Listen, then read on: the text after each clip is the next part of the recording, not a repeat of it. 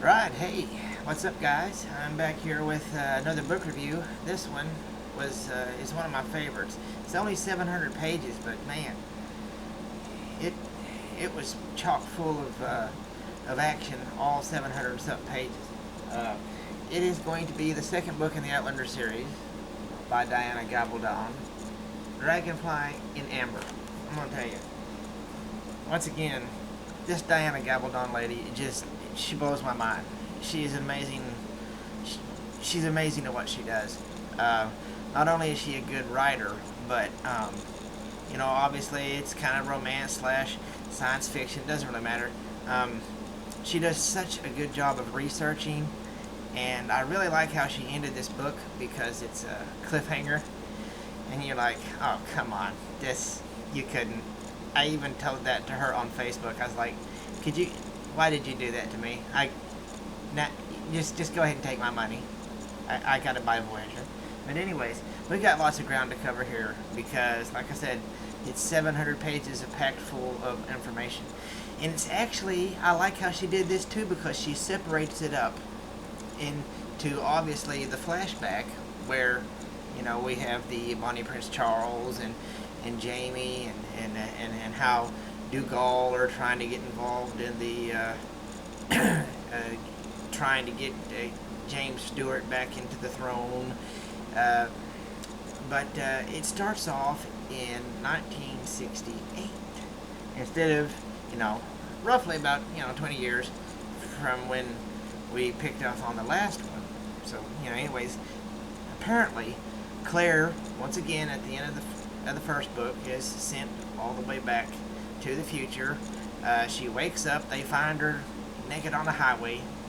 Long story short, so basically, and of course she's pregnant. Okay, well, and we all know,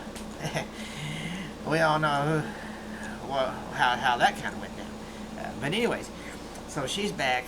They don't know what happened. Whoa, she just showed up on the road. So she gets back with Frank Randall. Obviously, she can't hide it too long that she's pregnant. And well, how did you get pregnant? And where have you been? And what? Well, a normal person at that time, it's like, what? Okay, so whatever. So anyways, she has a daughter. They named her Brianna, which is, a great name. So anyways, they live out her, Brianna gets grown up. It's 1968. Frank obviously passed away years later.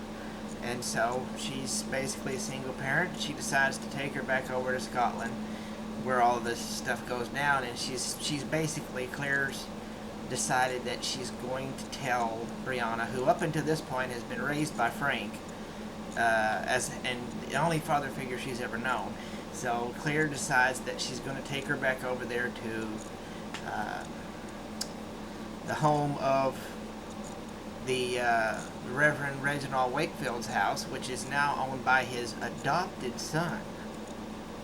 Yeah, that plays into later. Okay, so anyways, she decides that she's going to do some research secretly about Gillis Duncan, and because we find out in the other book that she had a tuberculosis shot, which means she was from the future. So Claire's also trying to she's trying to tell Brianna about who her real father is, obviously Jamie, and she's also trying to find out where this Gillis Duncan is, in where she is, and trying to stop her from getting back into that stone and going back into the past and all that stuff. All that crazy stuff, right? Crazy stuff. Okay, so basically, that's the setting. Okay, she's taking her grown daughter back over there. Okay, so finally, they get to these places, and Claire gets to the grave site of several of the people. Obviously, we got and Jack Randall, and they're trying to find where Jack Randall's real birthplace was, and they're trying to find Jamie, but there's 14,000 different kinds of Jamie McFraser, McWhatevers, and trying to find which one was hers and which, if he survived at Caledon and all this stuff, So they're getting all that. Well, then she finally, right there, she decides to tell her the whole story. Okay, so this is when we get the the flashback, where now we go back from the future to Inverness, and now we're back into the past, and Jamie and them has stayed for a while, and they thought about going to Rome, they thought about not, well, then they wind up going to Jamie's cousin Jared's place in France. That's the best place that they could. He's going to secure some wine deals, and Jamie is going to run the wine deal there, obviously, and also kind of play double agent here, try to make everybody there think that he's trying to be with the Jacobites, but he's also trying to make all the other ones there convinced that he's not, and he's kind of playing the whole thing and trying to, all of that political things, and you know, from the get-go, obviously they land, and the kid has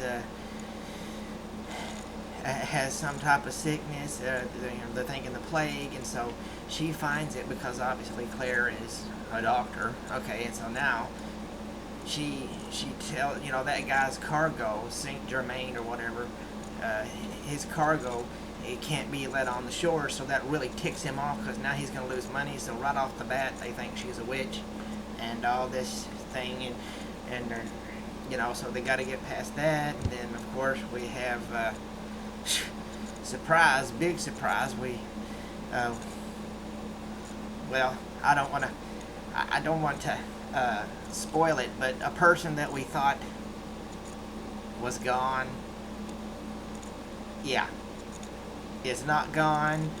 For those who read the first one, obviously you know, it's just, and then at first who they think that's him, it's not, it's his brother, and then all of a sudden, well then, oh God, he's alive, and then all this happens, and on top of that, they get attacked,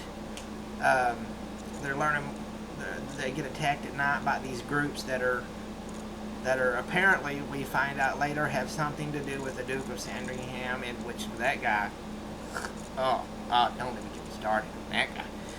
And then, well, finally they get to where, okay, we have this Charles, Bonnie Prince Charles, you know, Gaelic, we get Bonnie Prince Charles, but anyways, we know that he is the heir apparent to the exiled Jacobite king, you know, the Stuart line trying to get back in Scotland. But we find out that maybe he's not too keen on this rebellion. Well, then who is? Well, Charles, his heir apparent, King James, is not really, you know, trying to reassert himself back over there. He's actually trying to get in good with the King of France. And so,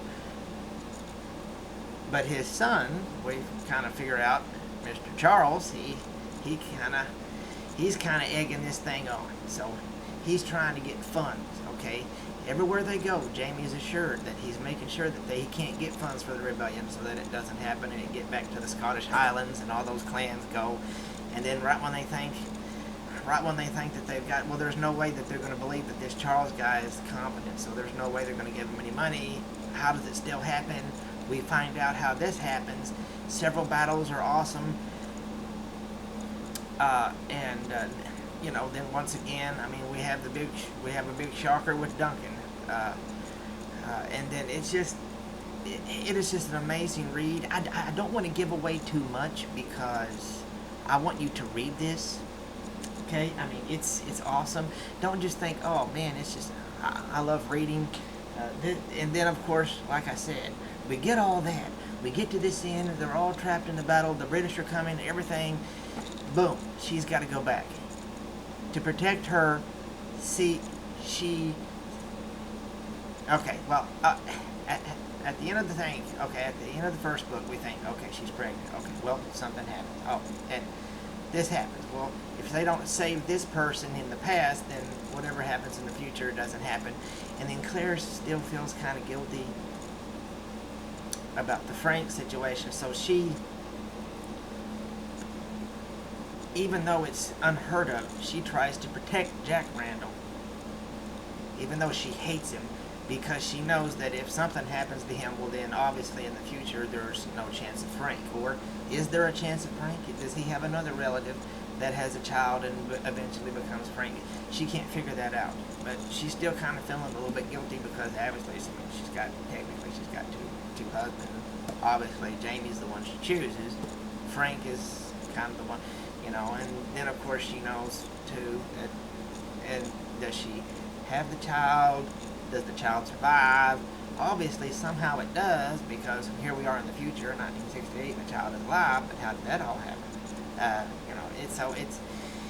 Anyways, they get back, and there's a big shocker here at the last two. She thinks that Jamie, once again, it looks like it's bleak for Jamie when he leaves her, because he sends her because he thinks he's fixing to die. Once again, there's a cliffhanger ending. I don't want to ruin it for you. You're going to love it. And then, of course, we find out that Roger Wakefield, we find out a little bit more about his ancestry. And because we find Miss Gillis Duncan in the future, her real name, and we find her husband. And there's a big to-do right there at the runestones of her trying to stop Gillis before she goes back into the past.